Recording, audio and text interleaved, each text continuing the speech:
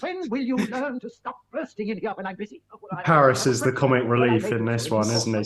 Seemingly. Well, hello and welcome back to the Shallow Proclamation. My name is Paul.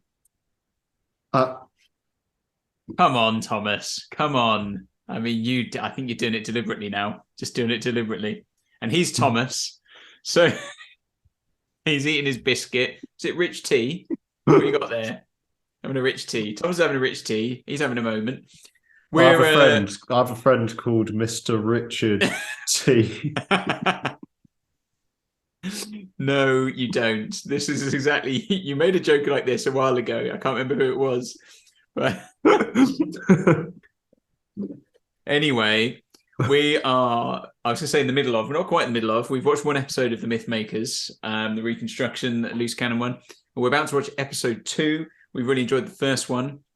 As always, let us know what you think of the stories down in the comments. Thomas, hold it together. Hold it together in the comments. Let us know what you think of the episode. Give us a like and a subscribe, because why wouldn't you want this kind of quality content? You know, just look at Thomas's face. It looks like he's just dying. Just it's going to explode any moment soon. I'm waiting for a small high-pitched noise to emit from him. Oh, I'm sorry. There we go. Yeah, so we're going to dive into episode 2 of The Myth Makers. What's it called again? It's a slightly strange title. Small Profit, Quick Return. So, rave up. Massive rave up. Oh, that looks like a nice set right there. I like that. That looks like CGI in the background there, so that's definitely that looks like a cutscene from a game, doesn't it? Yeah. Oh.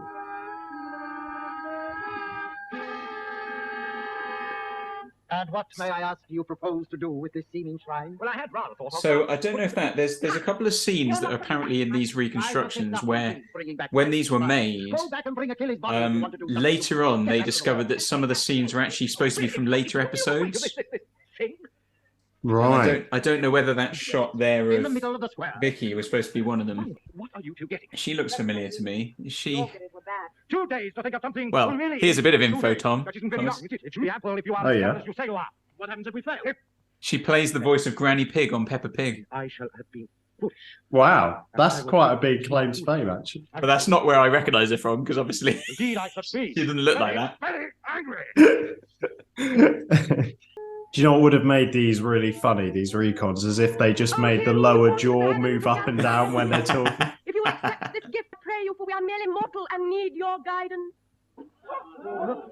Oh no, this is the scene that scene there, that clip, is possibly from the last episode. Oh, okay. It's going to really bother me where I recognise that lady from. I've just looked through her Wikipedia page, but I didn't recognise anything. I thought, oh, that's the thing. Have you been on IMDb? I'm going to go on IMDb. It was in a sitcom called May to December, which from the sort of late 80s, early 90s, and maybe that my parents watched it and I recognise her face. No, my dear friend. Possibly suggest that. The whole story is obviously absurd. Captain Greek. When will you learn to stop bursting in here when I'm busy? Paris is the comic relief in this one, isn't he? Seemingly. Into the palace. Oh, you worry. Go on, step lively now. Stephen, what on earth? What does that he call her? You heard, didn't you? That was the name she called herself when we found her. And she recognized him, too. Since he's a Greek, what more proof do you need that she's a spy? Kill her! Kill both of them! Oh, it's all kicking off now. Oh. That was another good one. Like again, they are much more listenable. I feel like I'm just repeating exactly what I said in the last episode. But easy, yeah, it's an easy listen on the whole. But apart from me getting slightly distracted in the middle of trying to work out who Frances White was, like I recognise this lady. It really bothers me, that does. Now, so is the closest you got? Well, the furthest you got is that she was the grandma in Peppa Pig. No, I mean she is the voice of Granny Pig in Peppa Pig. Yeah. But I mean she's been in lots of things, but it looks.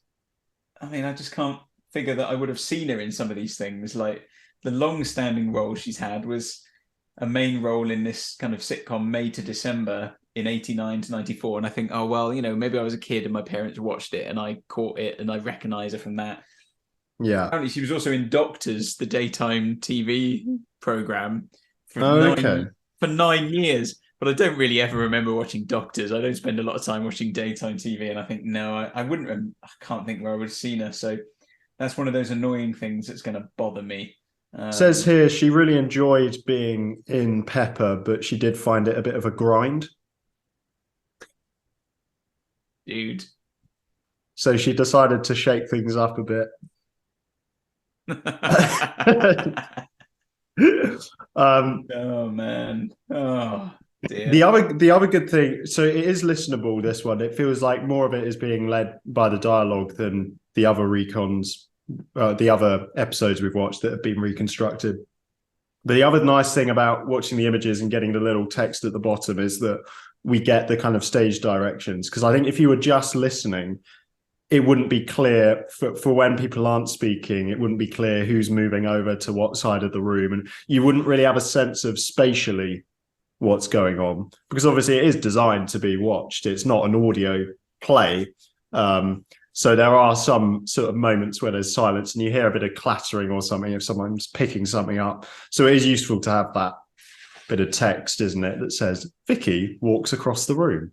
And it's interesting as a story sort of tonally as well, because it feels quite light-hearted, doesn't it? There's a lot of kind of, like you said about Paris being a slightly comic relief character. There is that sort of comic aspect to what we've heard so far, that it's not played, it's not a sort of gritty historical feel, is it? There's a lightness to the story and the dialogue, which I'm quite enjoying. It's not quite Roman's level, but it's heading in that direction, isn't it? Yeah, it's not all out. Yeah, it's not all out comedy in the way that was, but it is slightly lighter, which is quite nice. And it's a nice, again, I'm enjoying it and surprising myself, because probably as I've thought about series 3, it's probably the season I'm least familiar with because there's so much missing. Obviously, I've not seen the episodes, and I know that when I came to do a watch through a few years ago, I think I got partway through this season and kind of then tailed off, probably because of the number of recons. So I couldn't really remember much about this story, and I was worried it might be a bit of a slog, but it's very enjoyable so far. So yeah, no, absolutely. Well, looking forward to the next one. Thanks for watching, guys. Do give us a subscribe if you'd like to stay in the loop with what we do. This is what we do. This is basically watching through Doctor Who, and we have a bit of a laugh along the way, as you discovered from the intro to this video. But we take Doctor Who seriously. Well, yeah, but not too seriously, like, because you don't want to be one of those fans. Like, no, that's true. But we love the show, and yeah. Cool. Goodbye. See ya.